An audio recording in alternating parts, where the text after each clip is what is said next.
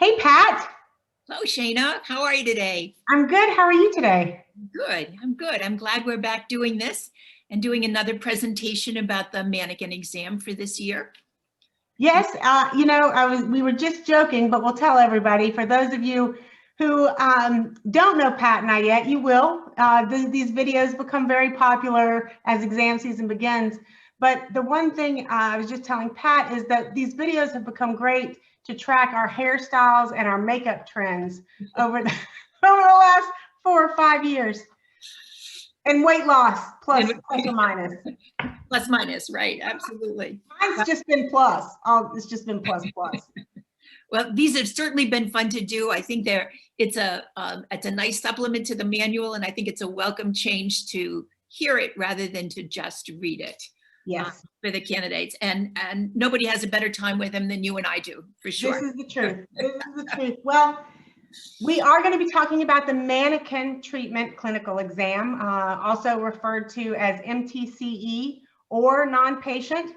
We still have multiple things that describe this exam out there. So as you see on here in a second, we'll be sharing the MTCE, but that's also based on non-patient.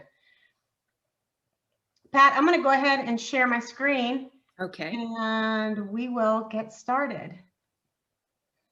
So again, Pat and I would like to welcome you all to this presentation. It is one of the most exciting things that we do to help you prepare for the exam season coming up. One of the things I want to quickly show you and focus on is the ADEX Dental Hygiene Acceptance Map. We are tracking for everyone acceptance across the country. This really turned into a project that we had no idea would be so, we knew it would be useful, but we didn't realize the reach we would have with this map. But a lot of you have already been here, you reviewed it, but just in case you haven't, where you can find these acceptance maps, both for dental and for dental hygiene, is on our CDCA homepage, cdcaexams.org. And you go to the info, you see I've got it highlighted here, go to info and go to ADEX. And what you can see is this purple map. That is the dental map that actually shows up on that screen, and you can click on that. And that will take you to a screen that shows you both dental at the top and hygiene at the bottom. So you can look and see the acceptance from state to state, especially if you are looking to move and not be within your state, or maybe you're going home, you can check and see where that acceptance is. These maps are going to be updated. And of course, the information I'm giving you right now is at just a moment in time. These are changing daily at the moment. So please check this website so that you can get the most accurate information of state acceptance out there. What we are going to cover today, Pat and I are going to cover, is the ADEX Dental Hygiene Exam. Now, the ADEX Dental Hygiene Exam has two components. It is a written OSCE exam and either a patient-based exam or a mannequin-based exam, and those are your hand skills components. So you've got your OSCE, which everybody will take the OSCE, and then you've got your hand skills mannequin or patient treatment exams. Now, I will tell you, back to that map real quick though, some states have different regulations. So while OSCE and your psychometric hand skills exam is a part of the ADEX exam, you may live in a state that only requires one part. So again, go to that map. You can get any more information there that you're looking for. But the ADEX exam itself, if you're going to the state that requires an ADEX exam, it generally is including of both parts, the OSCE and the patient or mannequin component. Pat, is there anything else you want to add about that I might have left out? No, you did cover it well. All right, perfect. Well, I'm going to let you do some talking now. So I do think we should tell them a little bit about the OSCE. I know this is mannequin-based webinar that we're hosting, but the OSCE is a key component of this exam. Right. We're going to be spending most of the time talking about the hand skills exam, but everybody that's going for ADEX status will be taking the CSCE, which is a computer simulated clinical examination. And it tests those entry-level skills that our occupational analysis has determined is important for every graduate, every candidate who is going out into the workforce. So we have two ways of measuring. We have measuring in the hand skills, where we do our calculus detection, calculus removal, and probing for probing depths. But the other components of that education that makes you a professional are all here examined in the CSCE. Radiology, dental hygiene, care planning, infection control, inter and extraoral exams. So this is what you sign up for and take at Prometric. And the question often comes up, when should I sign up to take this? You can sign up to take this whenever you're ready. You can do it now. You can take it before you take the mannequin exam, or if you are a patient exam, or you can take it after. Whenever you're ready to take it and whenever you can get an appointment, go ahead and sign up and take it. The examination is 100 questions that are scored, and every examination has 15 pilot questions on it. And those pilot questions you'll be answering, but they're not going to be scored. We're just testing the question as a potential new question for next year. I think you're going to find that some of the pilot questions are really interesting. They're what we call alternative item types, and they're very interactive. I don't want to say taking a test is really fun, but the interaction with it in the different types of hotspots and drag and drops and whatever, it just adds a little entertainment to your taking the examination, some interest. So this CSCE OSCE, again at a Prometric. It is part of the examination. Sign up for it now. It is definitely clinically based, and it is something that you should be prepared to take upon completion of your graduation. It's very, very clinically oriented, unlike maybe national boards, which is not so clinical. So that's our CSCE OSCE, and those are the percentages of the examination. 19% is patient care, 14% dental specialties, again, based on the occupational analysis. Pat, the one thing I'll say here about the OSCE that I talk about often when meeting with the students is now's the time to take this, because there are certain states that require it, right? So here's when you're a student and you've got access to the clinical exam and the OSCE, take them now while you have that opportunity, and then never have to come back to this again, right? The last thing you want to do is move in 3 years and find out, well, now you've got to take another exam for licensure. And I think it's fair to say that most states, it's the exception of state that doesn't require it. Yeah, for sure. So definitely just take it. Yep. And it's just consider it that it's part of your examination. So we have mannequin manuals. We have a lot of manuals that are on our website, and Shane is going to go over to tell you what you can find and where you can find them. So real quick, Pat, this won't take long. We do have the patient mannequin or patient manuals and mannequin manuals online. So if you want to learn more, and you should want to learn more, this video shouldn't be the only source that you're using to get this information, then go ahead and check online. You can print these manuals off. You can even bring them to the exam site. So you can bring them, you can write notes, anything you want. You can't have something else printed from somewhere else, but anything you write in these manuals, you can bring to the clinic floor.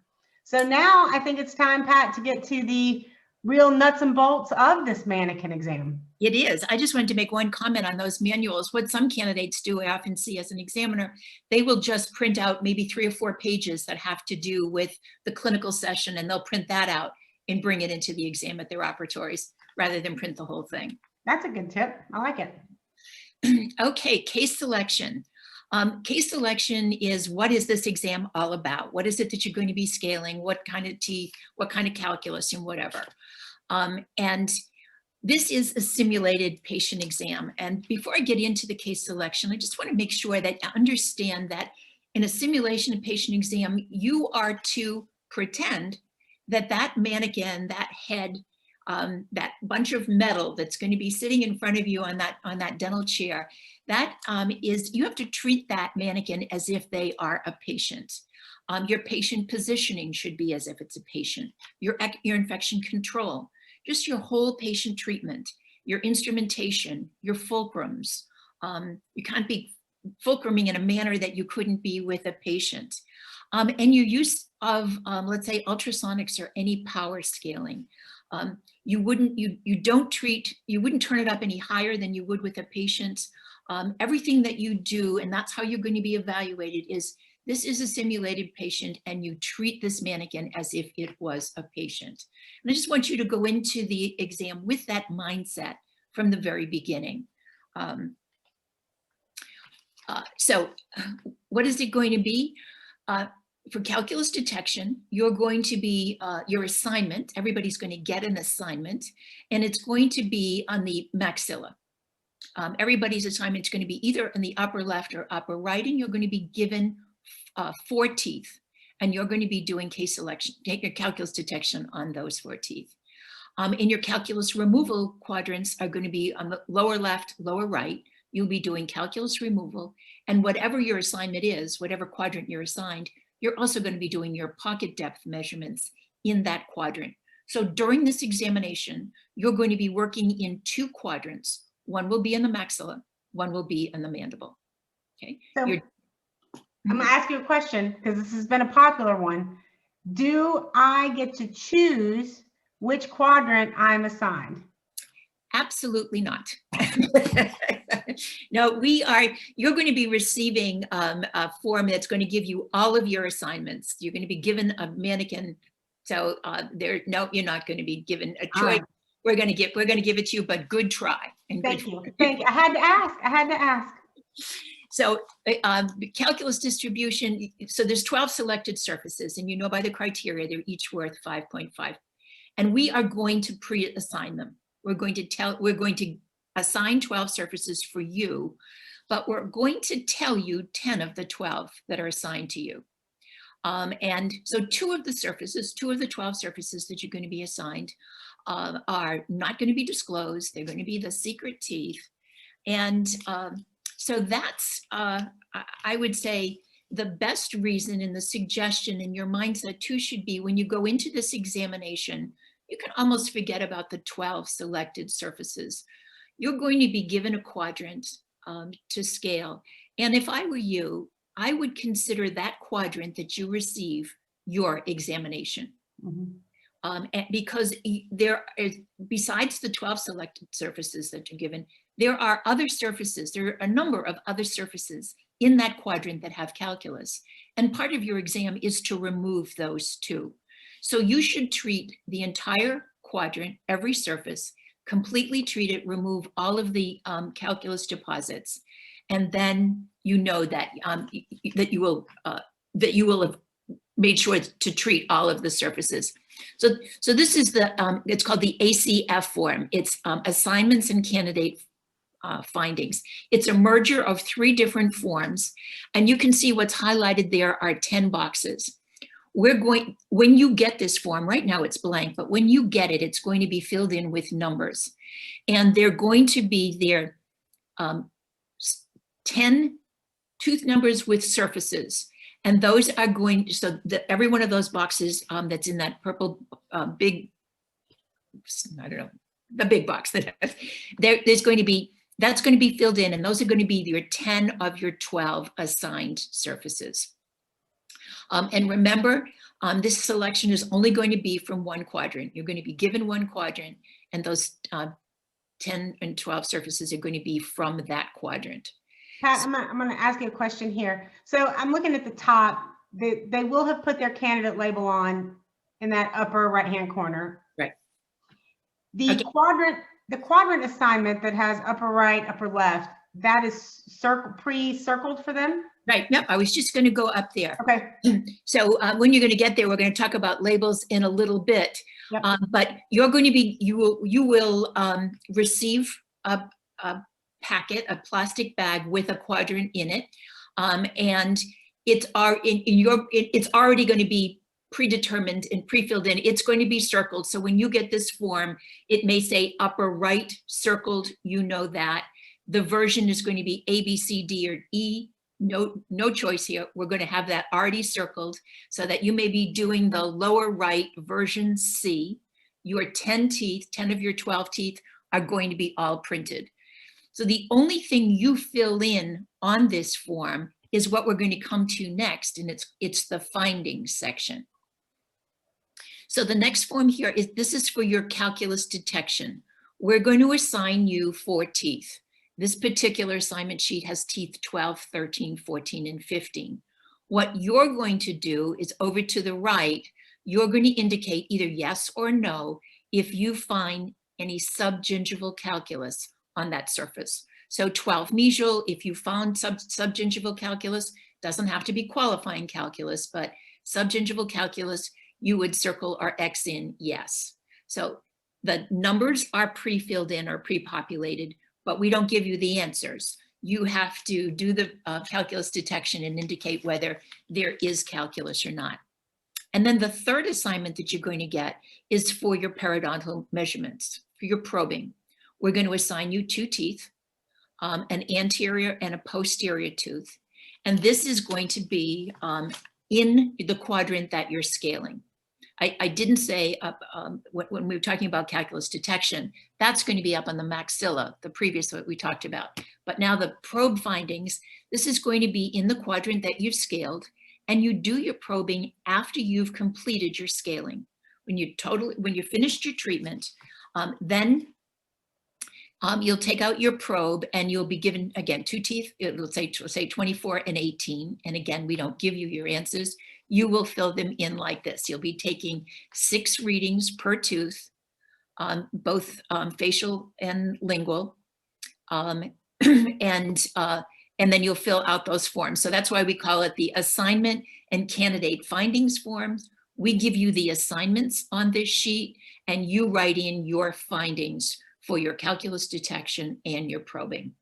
So Pat, the one thing I just want to make clear for you all, there's only one form. This is it. This is just the one form. In the patient-based exam, which we aren't covering today, there are multiple forms that cover all of this information. But for the mannequin-based exam, those forms have been condensed to a single form.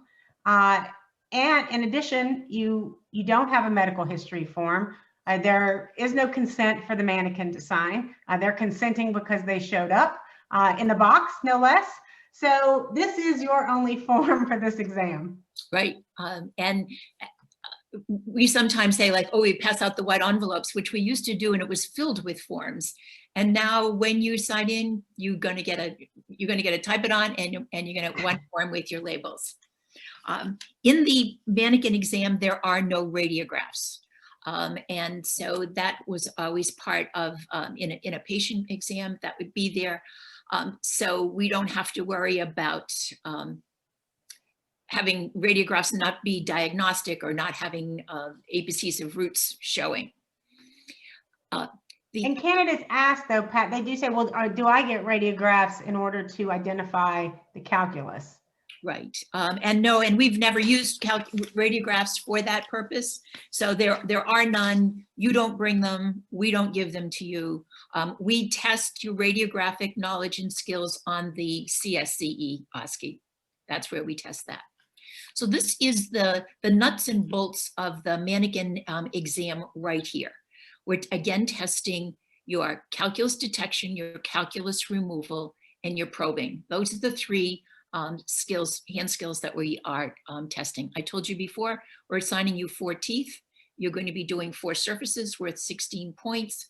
You can see that they all add up to 100. 66 points is up there for calculus removal, but if you look at final case presentation, that's another 6 points that goes towards calculus removal too. These are the 6 points that you will earn if you scale all of this calculus off all of the surfaces in that quadrant. So when we said, think of that whole quadrant as your assignment, because you are going to be graded on it. So our rubric adds up to 100 points, but we are this year going to be evaluating tissue trauma. We are evaluating both hard and soft tissue. Now, this is going to be done on the basis of a penalty. We assume your patient, your mannequin has shown up with no tissue trauma, and we are going to assume that you are not going to traumatize the tissue. But if you do, we're going to give a penalty associated with. You'll be penalized for damaging either the hard or soft tissue. So you can have up to 3 errors actually in both the minor and in both the hard and the soft tissue. And anything over that will convert to a major tissue trauma. And a major tissue trauma is an automatic failure. It's a 100-point penalty. So you could lose up to 6 points for tissue management. Anywhere from 1 point to 6 points, you could lose. Anything over that becomes a major tissue trauma, 100-point penalty, failure of the examination. The specific criteria of what this includes is in the manual, and it's also here. But a way to keep it in your mind is minor tissue trauma is any injury that results, but it would not need any intervention if it was done in a patient. It would not need stitches. It would not need to be seen by an oral surgeon. Whereas a major tissue trauma is something that would require definitive treatment, whether it be sutures, a periopac, or something that would be different. So again, it's in comparison to a simulated to a patient exam. So how it's all going to happen, how it's going to get going, Shane is going to go into now and talk about the uniform start and how the exam is going to be run. Well, and Pat, real quick before we move on from that, though, I do want to just remind everybody, you know, rumor traveled fast last season that there wasn't tissue trauma, tissue that wasn't scored. It is scored this year, and it should be treated as such. But the way, as you said, the way to set yourself up to be successful for this exam is to go in and just treat this like a patient. It really is that simple, to just treat the mannequin as if it was a patient. Absolutely, absolutely. And we've had many candidates take this exam, and it is an exam that can be done with good instrumentation and not damaging either the hard or the soft tissue, for sure. Yes. Yep. And Pat, the one thing I would like for you to elaborate on just a little bit before we go into this, though, is one of the changes for this 2021 Typodont was that harder tooth surface. Right.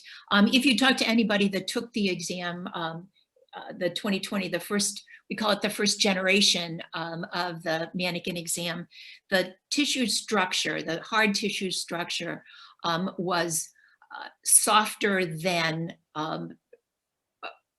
you might have expected. And it's just that it's, you know, it's manufactured. Enamel is the hardest substance in the body. So it is, you know, it was softer.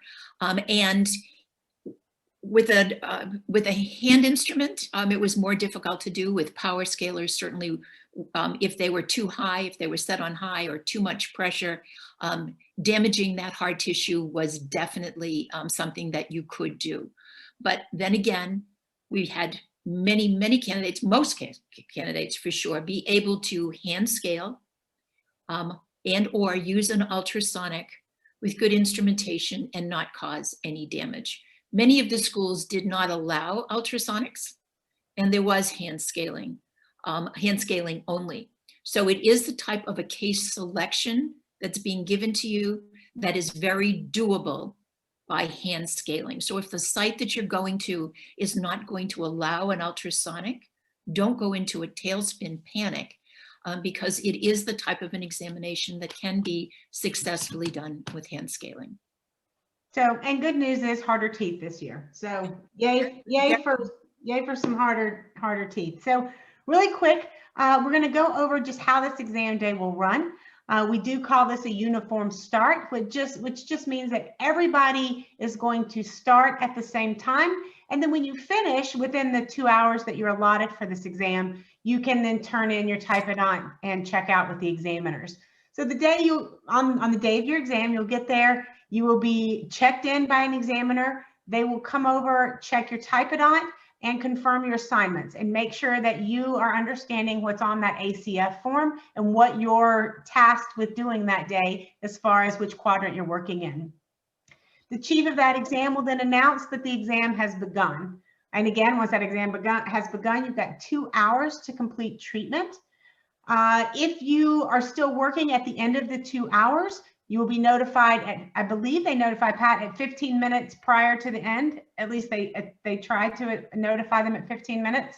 Right, and sometimes halfway through, so Okay. after 1 hour, and then at the end in 15 minutes. But I will tell you this, the timing of the exam is your responsibility. If they forget to notify you or they're busy helping another candidate, that could slip past. So again, you knowing when the 2 hours is up is still your responsibility. But then when the exam is over, the chief will announce the exam is finished and instruments down. You'll clean up your working area. You will take out that lower typodont arch. Pat's going to give you an example of how that is delivered to you. You'll put it all back together and turn everything in. In addition, all of those recordings that you have written down on your ACF form, your calculus detection and your pocket depth measurement readings, you will then tell those to a CDCA examiner, staff, whoever's on site. You will go ahead and verbally confirm what you have found, and they will put that into the computer system for grading. So that is basically what you can expect on the day that you show up. The uniforms start. We can run this exam either with 2 sessions or 3 sessions. So you will be assigned in your profile the time at which your exam is supposed to start. I often get what time should we show up. Because your patients are already there, you can show up about 6:30.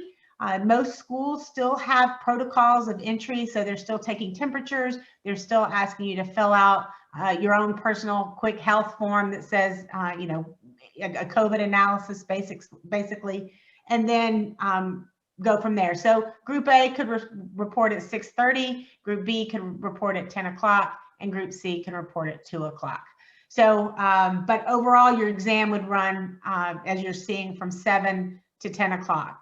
And that is including setup time, right? We allow enough time to set up. If everybody's set up, then the examiner will go ahead and start it early so that everybody can get started. Pat, I can just mention just one thing on that.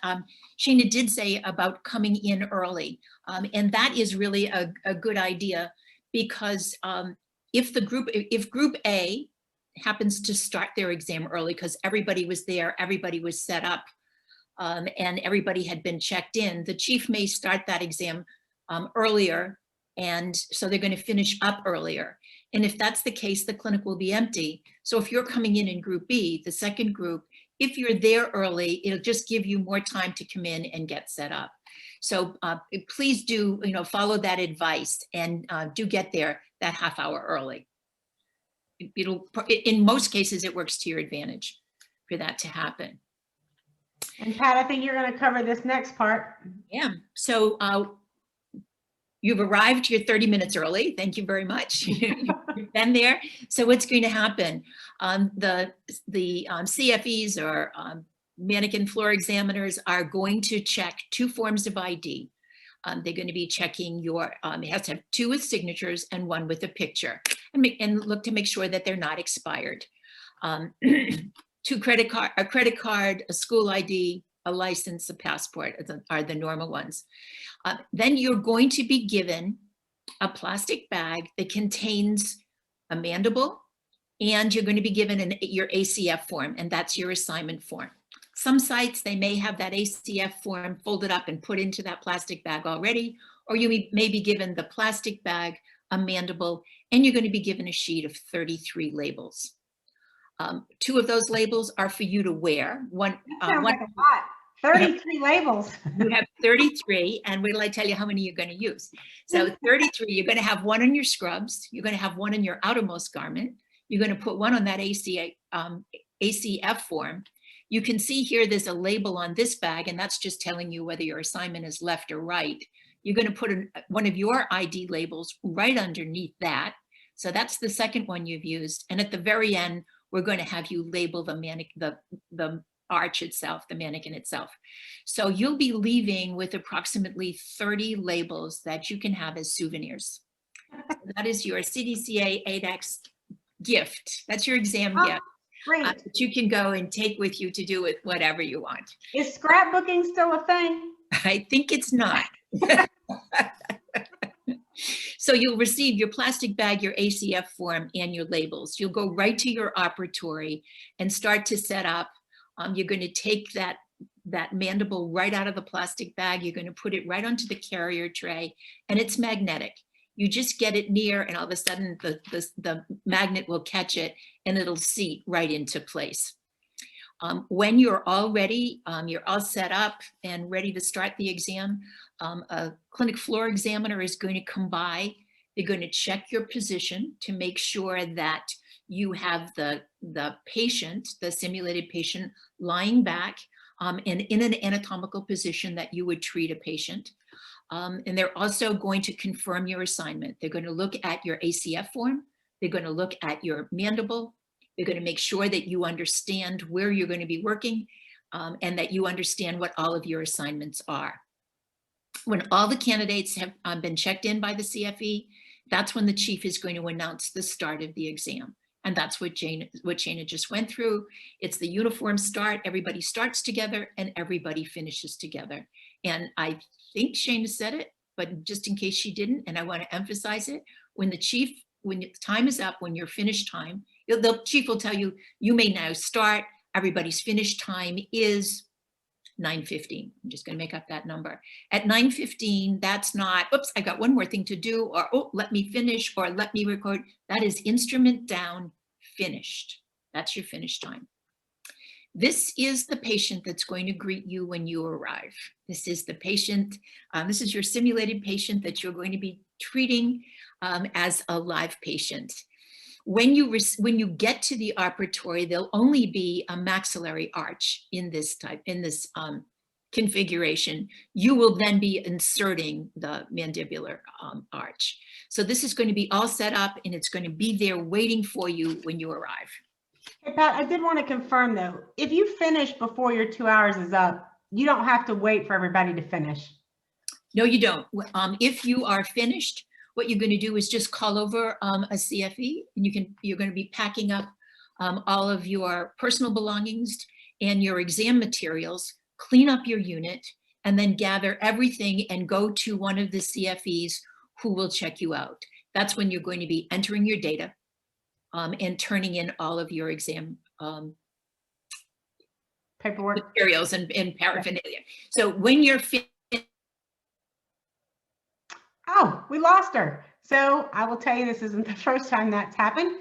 So I know she was finishing explaining what you're doing at the end. We just talked about that though, with your, you're gonna put your stuff, your lower mandible arch in the plastic bag, your ACF form, and you'll translate those readings from your ACF form to the examiner on the floor. The last thing I want to cover with you really quick is the registration. When you go to register for this exam, okay, really quick, I'm going to show you, you've just set up your profile, you've been verified by your school, so you're ready to register. When you register, you've got two options. You can either choose full exam, which says hygiene exam, or you can choose individual exams, which is the OSCE alone, the patient treatment exam. But here's the secret I want to let you in on is this software, we are actually developing new software. So it doesn't say mannequin yet. Because we are working on a new process for all this. So in this phase and this first, in the first box on the left, you are going to still choose a patient examination. So it'll say patient treatment exam, right? Or patient treatment clinical exam. The very next screen, which is the second screen here, you will then see, you don't see it on this, but this is what the screen will look like.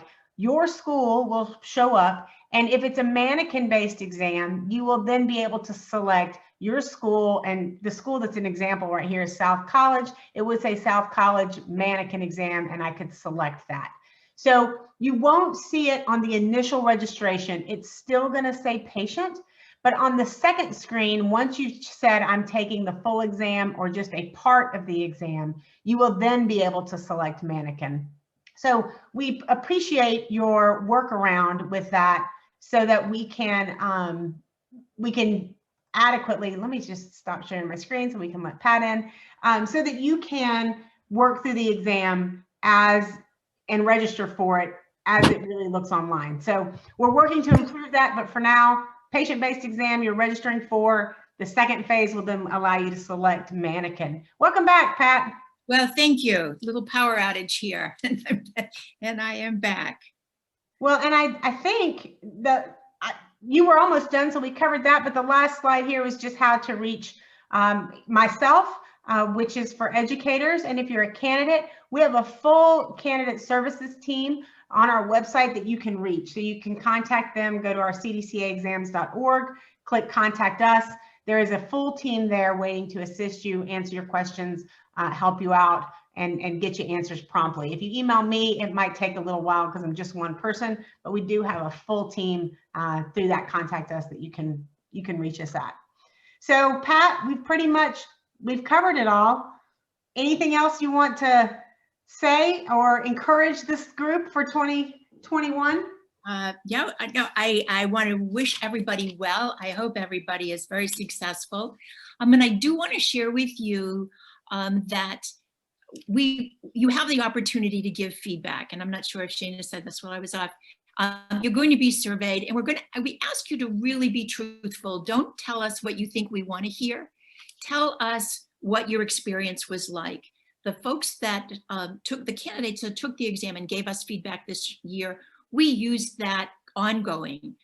Things that they suggested in July and August, we were doing in September and October because it made sense. It was a good suggestion, so we used it. So please, this is still new. Mannequin exams are new. We value your feedback. Please take the time and do give it to us. But one of the things that my experience has been is that I think a lot of the stress of the examination is a patient coming in. Is the patient going to show up? Is their blood pressure going to be okay? Are their radiographs going to be okay? Am I going to establish anesthesia? Am I going to be able to scale? Are they going to have to use the restroom a lot? Is the tongue going to get in the way? All of those things are, I think, what really is anxiety provoking.